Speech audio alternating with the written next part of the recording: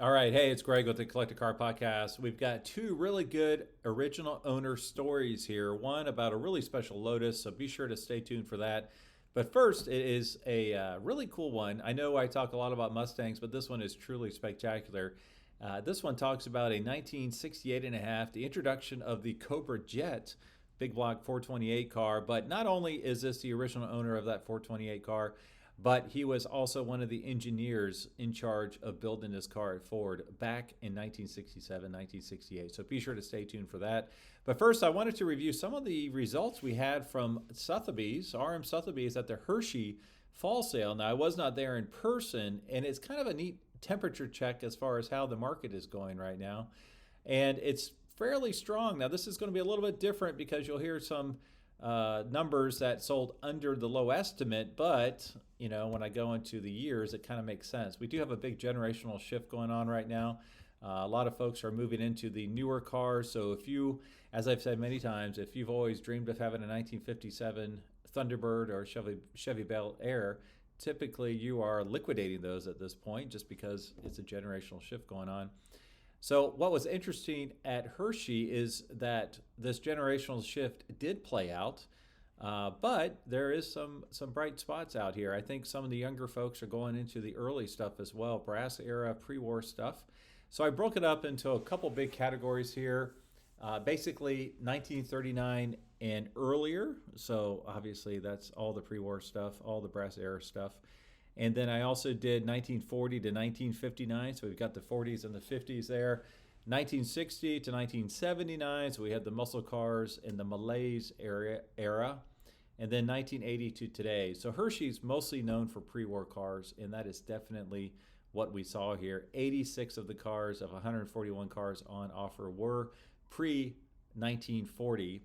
And then we only had 41 cars from 1940 to 1959, 10 cars 1960 to 1979, and then 1980 to today, only 4 cars. So heavily skewed in the pre-war direction. Now, as far as total sales, under the low estimate. So estimates, as I've said before, it's kind of a fine art, coming up with the estimates, especially in an ever-evolving landscape we live in here. So typically there's a low estimate and there's a high estimate. I always try to have the hammer price to fall right in between, but it's difficult, especially as the trends are changing. So from a total perspective, out of 141 cars, 54% of them sold under the low estimate. So over half of them sold under the low estimate. 25.5% sold mid-estimate. And then 21% actually sold above high estimate. So how does this look when you break it out based on the time frames I identified earlier? Almost 56% were the cars pre-1939. So that was a heavy driver of the cars that sold under estimate. But even more so, the cars 1940 to 1959, 63.4% sold under estimate. So when you look at 1959 and earlier, heavy drivers as far as what sold under estimate. When you look beyond that, now the snapshot is small. Only 10% of the 1969 to 1979 cars sold under low estimate, and a quarter of the 1980 to today. But as I said before, that was just one car. There were only 4 cars that were after 1980. Now, when you look at over, it's not all doom and gloom when you look at the early stuff. Pre-1939, 19% sold over the high estimate. And when you talk about 1940 to 1959, 17.1% sold over at high estimate. So the great cars continue to do very well. The ones in great condition do very well. It's just the cars that are mediocre or just okay or not that desirable that seem to be selling under low estimate. So 1980s to today, that was a hot one, 50% over high estimate. And there were some real rock stars in this sale. So it seems like, you know what, when you take a car to auction, you just need to be realistic and open to what the market is demanding at that time for that particular car. So just a little brief look at what happened in Hershey. Now let's get on to some original owner stories. And first off, let's listen to some of my sponsors, and please support them as they are the reason I'm able to do this every week. Imagine a journey so rare it only happened once. That's the spirit behind Once. Exclusive, one-time only adventures that will never be repeated. Our next experience, American Muscle Legends, takes you trackside with the most iconic cars in history, complemented by luxury accommodations and behind-the-scenes access you simply can't buy. Spots are limited. When it's gone, it's gone.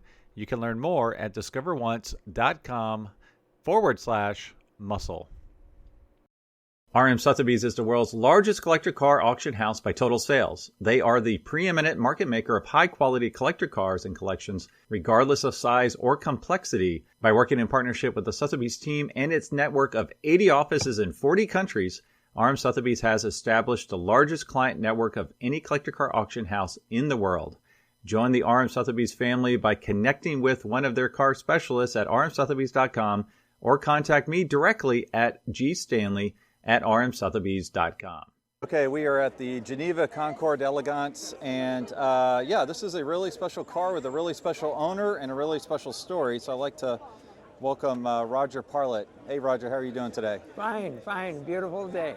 So what's so crazy is this is not only your car that you bought in new, but this is not only a cool fastback Mustang, but it's a very rare Mustang, and on top of that, you're one of the engineers that designed this, is that right?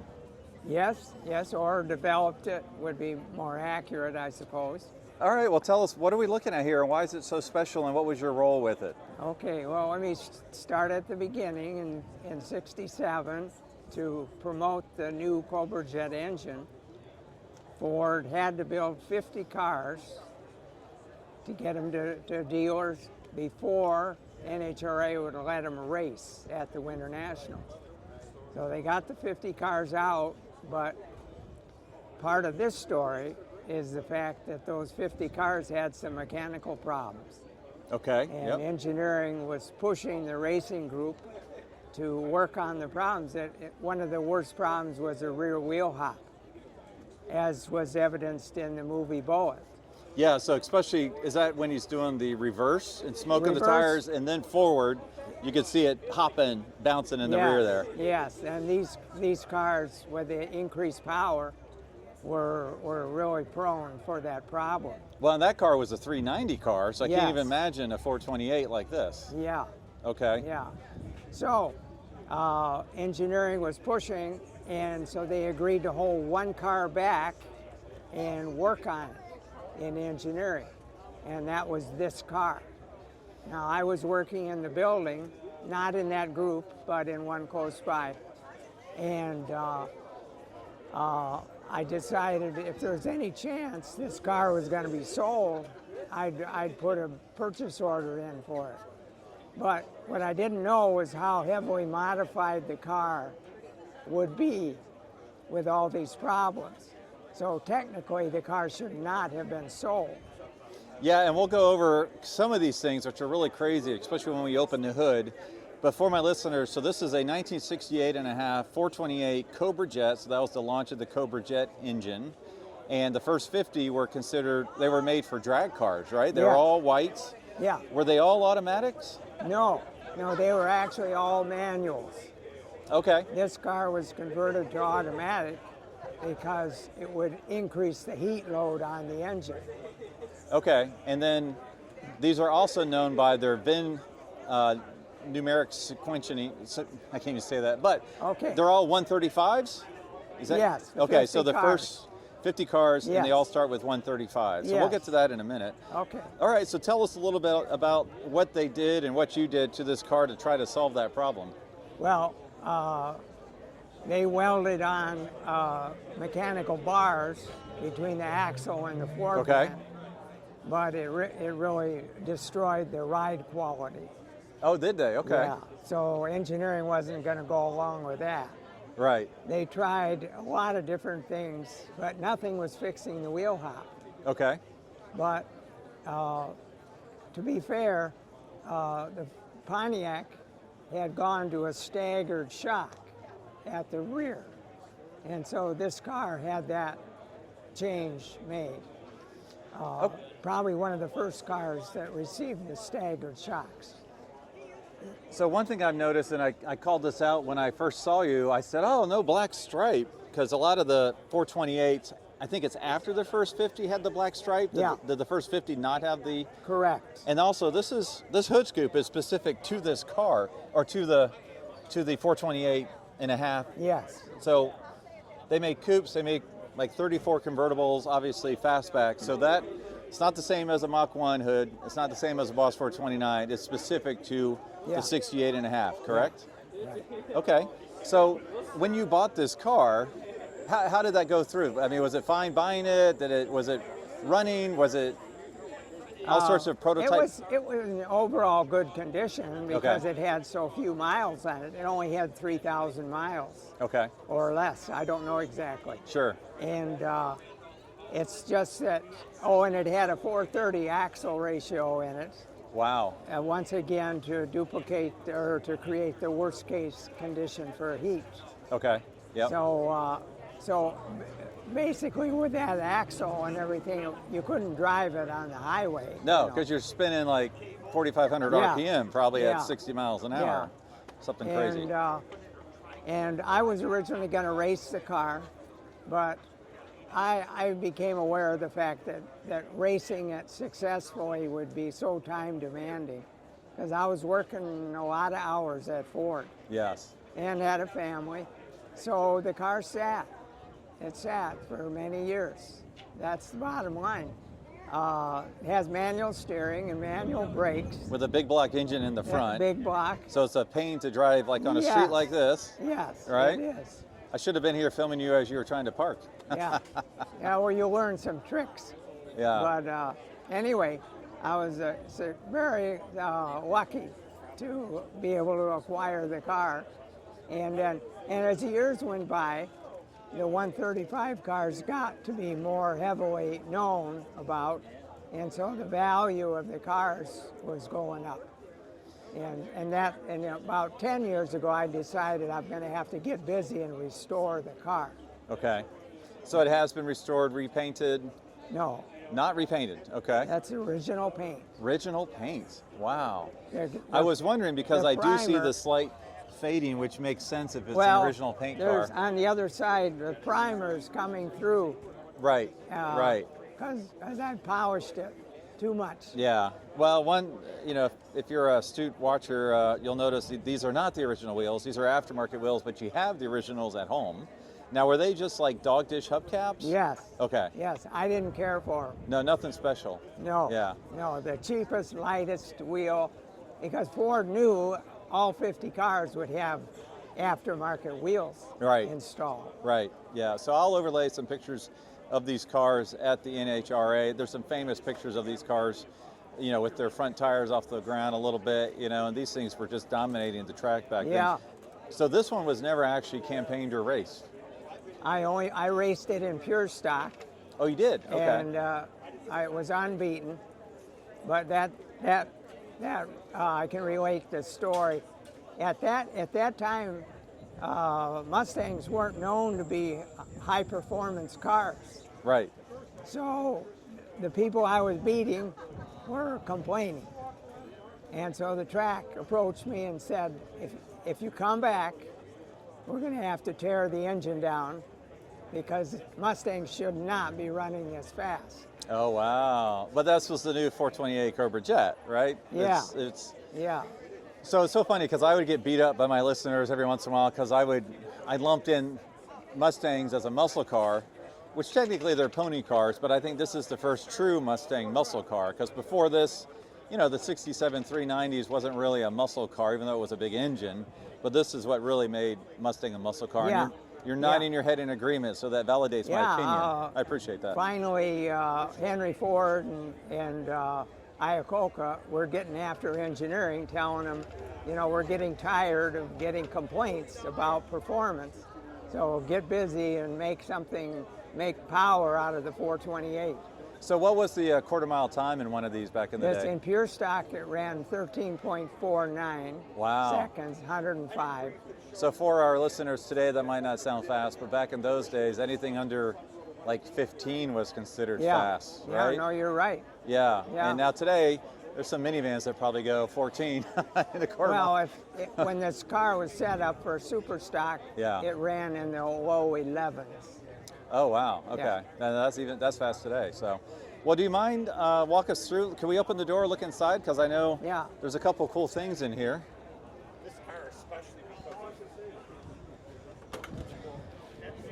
So a couple things. So it still has the VIN tag, where you can see the 135 right there. You can see the R for the Cobra Jet. Now it's looks like very basic interior. Now all the 428s have the tack. Yes, they did. There on the right. And like you said, it was originally a stick car, Yeah. but they had transitioned it to automatic to try to stop the wheel hop. No, to add to the heat load of the engine. Oh, okay. All Because they right. were doing, I didn't mention it.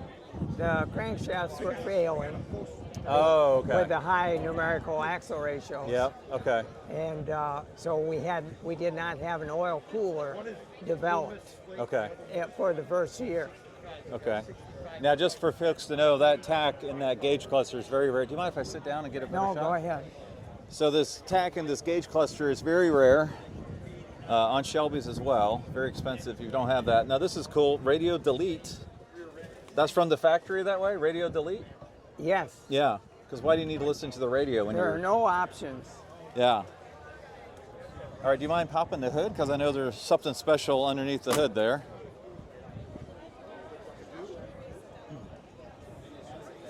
There's no GT fog light, side scoop, or a C scoop. All right, so now the VIN is an S.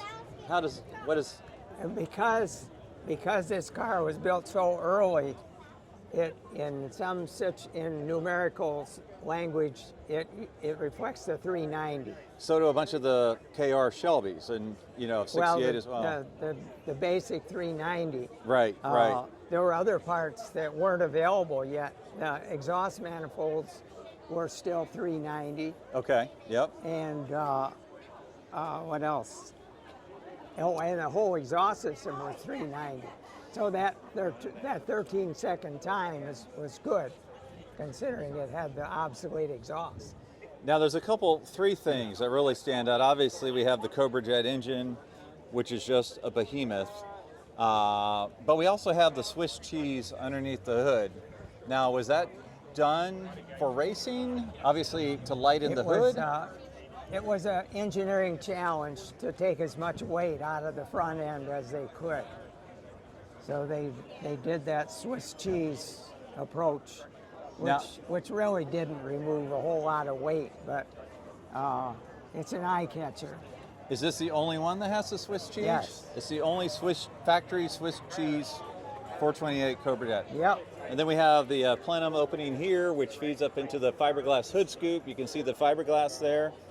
Something else that really pops out at me is this brass tag here. I know those are pretty rare on these cars. Do you know why it's on this one? All engineering cars would be assigned a brass tag to simply keep track of the program costs and how many are in each category. V stands for Mustang 68, and it's the 18th car in that Fastback series. Oh, wow. Okay. So a lot of those tags have been misplaced over the years, so I was lucky that one stayed with the car. So if I see a brass tag Mustang, because I've seen them before and they didn't know what the brass tag was for, that's an engineering car? Yes. Really? All right, well I need to go back to that antique store where they had one of these. There's something else that's interesting. This large yellow tag. I saw that, yeah. DSO stands for Domestic Special Order. Okay. And it's very rare, and it was put on there to make sure the assembly plant didn't stick this new engine in the wrong car. Oh wow, okay. But what's interesting is you won't find that tag on other cars because most of the new cars, they just scraped it off. Yeah. Well, the other thing I saw, which is interesting, is this buck tag down here. Again, it has the 135. I don't know if I'm getting it in my shot here. The 135 on it. And it's probably the cleanest buck tag I've ever seen, because usually buck tags, they'll identify, is it a power top, options, convertible, GT, whatever, and that one has nothing on it. So that would make sense for a 135 car. Okay. Wow. So why did you keep it so long? I didn't know what to do with it. I know exactly what to do with it. Of course. 20 years ago, I became familiar with the fact that it was going to be valuable. Sure. So then 10 years ago, I thought, okay, I've either got to sell it or fix it, because 57 years, it didn't look like that. Right, okay. right. So I got busy, I retired, and I greatly enjoyed working on the car. Well, this is such a pleasure, because when I first saw this car coming down the street, the wheels threw me off. And I said, in the red carpet protector you have on the dash, I thought, someone's really trying hard to make that look like a Cobra Jet, not knowing this is probably the most significant Cobra Jet I'll probably ever see. So thank you for sharing this. Okay, yeah, I've enjoyed it. Thank you. That is awesome. Okay. Your car deserves the best. That's why my Pontiac GTO and Porsche Boxster S are wrapped in California car covers. Since 1989, they've been family-owned and focused on quality, offering more than 100,000 patterns plus fully custom options. Protect your passion with California Car Cover, the world's softest custom-fit covers. Learn more at calcarcover.com. All right, I'm at the Geneva Concord Elegance. We have another original owner story. So John Janisch, how you doing, buddy? Good. Well, this is quite a sight we have here behind you. I am not a Lotus expert by any stretch, but why don't you tell us a little bit about the car? All right, well, to me, the Esprit started out as the poor man's Ferrari. I think I loved Lotuses from the old James Bond movies, but Lotus has been in financial difficulty over the years, and they buy from or steal from a lot of parts bins or whoever had ownership. So I kind of call it the poor man's Ferrari, and why it was cheaper than a Ferrari, but handling wise. And, it'd been featured in a few movies, Pretty Woman, the Bond movies. So this is kind of a evergreen design. It's been around for a long time, from the early 70s, and then they stopped producing them worldwide in 03. They made, at the end of 03, beginning of 04, 79 cars. If memory serves me correctly, 6 went to Japan, and the rest were here in the States, United States and Canada. In 04, they made 39 cars. This is number 32 of 39. It's a special order yellow. This one and the last one are the only two in the yellow, and this is the only one with the magnolia interior. Wow. Yeah, it's a truly striking car, and like you said, the design is evergreen, it's timeless, and they got slightly more aggressive as they aged, right? Because they started with the 4-cylinder, this is the V8? They did. They started with the very first cars. The Bond car that went underwater was a 4-cylinder engine, non-turbocharged. So the car had the look and the handling, but it didn't have the engine. So then they turbocharged it, and then that culminated in 1995 with an S4S, which was based on the racing engines in Europe. My brother-in-law actually has one of those. And then they went a few years later to the V8. So this is a twin-turbo V8. It's rated at 350 horsepower. Most of them dyno at about 400. The sad thing is the car is only as good as its weakest component.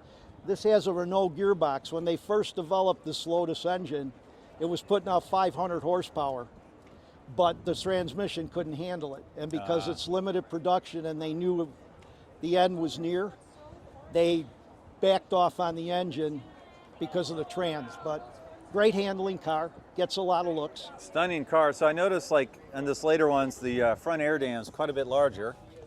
Yep. And but the engine's in the back, so why is the air dam so much larger? Well, because the radiator's up front. Okay. And then it's circulated. There's twin tanks to keep the car balanced on either side. Okay. Basically, this is just the spare tire and fuses in that. Now, when did they add the fender flares? Okay, so on the final edition cars, because they went to larger rubber. Okay. Personally, I don't think it's as clean looking as the ones without it. It looks like an add-on, but I actually, when I ordered the car, I dealt directly with Lotus Cars USA, I didn't want the big wing. Oh, But okay. they told me at speeds over 150, you need it for downforce. So you're a no wing on a Countach kind of guy. Well, I just think it's cleaner. And then everyone was telling me, well, this is how the car was made. This is how it came. So I got used to it. It's part of its, I guess, part of its charm. Well, so yeah, let's get back to that. So you're the original owner of this car. You ordered it new. You spec'd it new. Did Yep. you pick the paint color? Yeah, so like I said, the final edition cars, for whatever reason, were done in metal flake. So the typical yellow was a metal flake. I said, no, I want Lotus logo yellow. So it's actually called saffron. And I found out after I took delivery that this car and the very last car are the only two cars that were done in this color. So Lotus logo means this right here. You got the same yellow, Yeah. right, that you Well, have. Is yeah. that correct? Pretty much. That's what I asked for. Yep. So, and then actually the delivering dealer suggested a magnolia because I don't like dark interiors on a small cockpit.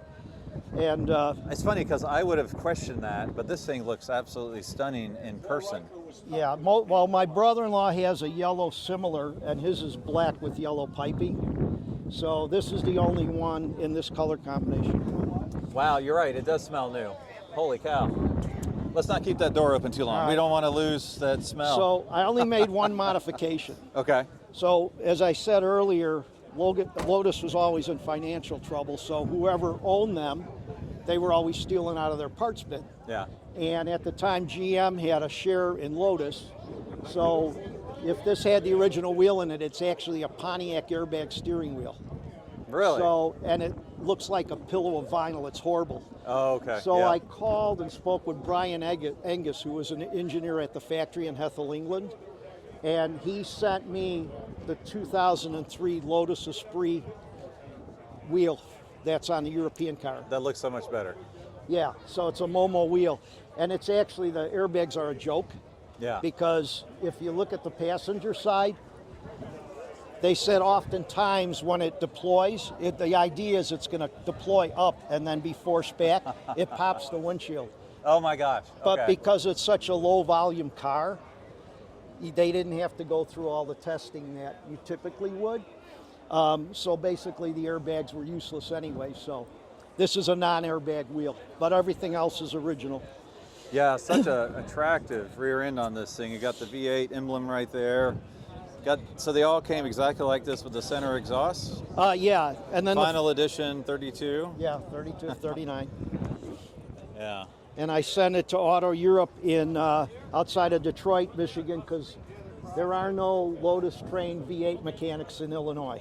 Yeah, so we talked about that a little bit earlier. Tell us the headache with this this V8 engine you have in here. Well, so the Lotus franchise here is Glenview Luxury, and I called them, and they only work on the newer Toyota-based engines. So I called Lotus Cars USA, and I said, who has the equipment and knowledge to work on this? So the owner comes with his trailer every 2 years, takes it back, does what he needs to do, and brings it back. So, Wow. Okay. yeah. so Beautiful wheels. Now, how many miles do you have on this car? about 5,000. Wow, 5,000 in 21 years, 5,000 miles. Yeah, so, well, they make fun of me in the Lotus Cup because I drive another car. It's kind of a time capsule car now. Yeah. So I don't put many miles on it anymore. Now, what's the plaque there on the dash? Okay, so from the factory, the final edition cars, it says this car is hand-built by Lotus in Hethel, England, and it has my name and the VIN number. Are you serious? Yeah. Oh, look at that. So Wow. Is that the factory radio? everything is factory Wow. on this. Nothing, I actually even have the original wheels, which they don't make anymore, tires. Oh, okay. In case at some point, I wouldn't drive on them, but if you wanted to put the OEM wheels on, I Are have the- those too. Are the original wheels like this? Are these BBSs? No, they were originals. I believe were Dunlop, and they don't make Okay. them anymore. So this is the right spec for the car. Okay. But I'm just saying, if somebody wanted to Yeah. show it as it came from the factory, Well, and the I wheels did, look amazing. I did hang on to the Yeah. goofy-looking airbag wheel, which Yeah, you could hold that in the trunk. Yeah. yeah. Well, I judge Ferraris, and we would probably ask you to put the steering wheel back on, so you don't get half a point well, off. so the funny thing is most Esprit owners, when they see the car, the first thing they say is, we love that steering wheel. And I said, well, I called the factory. I didn't want to buy an aftermarket wheel. So I called the factory, and like I said, I worked with Brian Angus. He was great. He sent all the parts, and then my dealer installed it. Oh, that's awesome. Well, John, thanks for sharing such an incredible time capsule car that you've been a great caretaker of since day one. Yes, thank you. Thank you. Oh, one last kind of Sure. interesting detail. If you want, I'll pop the back. Oh, yeah, I forgot. We got to So- look at the most important part here. We got the engine. Yeah. So it's a very compact engine. And one of the unique things about the final edition, because they are all hand built, is if you come on this side, that's the plaque of one man builds the engine and then signs it. Oh, yeah, there we go. So, One man builds the engine, so if you have an engine problem, you know who to blame. well, he's probably not with Lotus anymore, but yeah, I guess I have a finger I can point You to. know, there's a lot of storage space in there, more than I thought there would be. It's not bad. So I mentioned my brother-in-law has a 95 Yeah. S4S, the high-performance four-banger. He's a big golf guy. So he has one of those robotic caddies. Oh, sure. He puts it in here. He puts a beach towel on his passenger seat, puts his clubs in there, and every Sunday that's his golf car. I love that. That's awesome. Well, thanks so much, John. Thank you.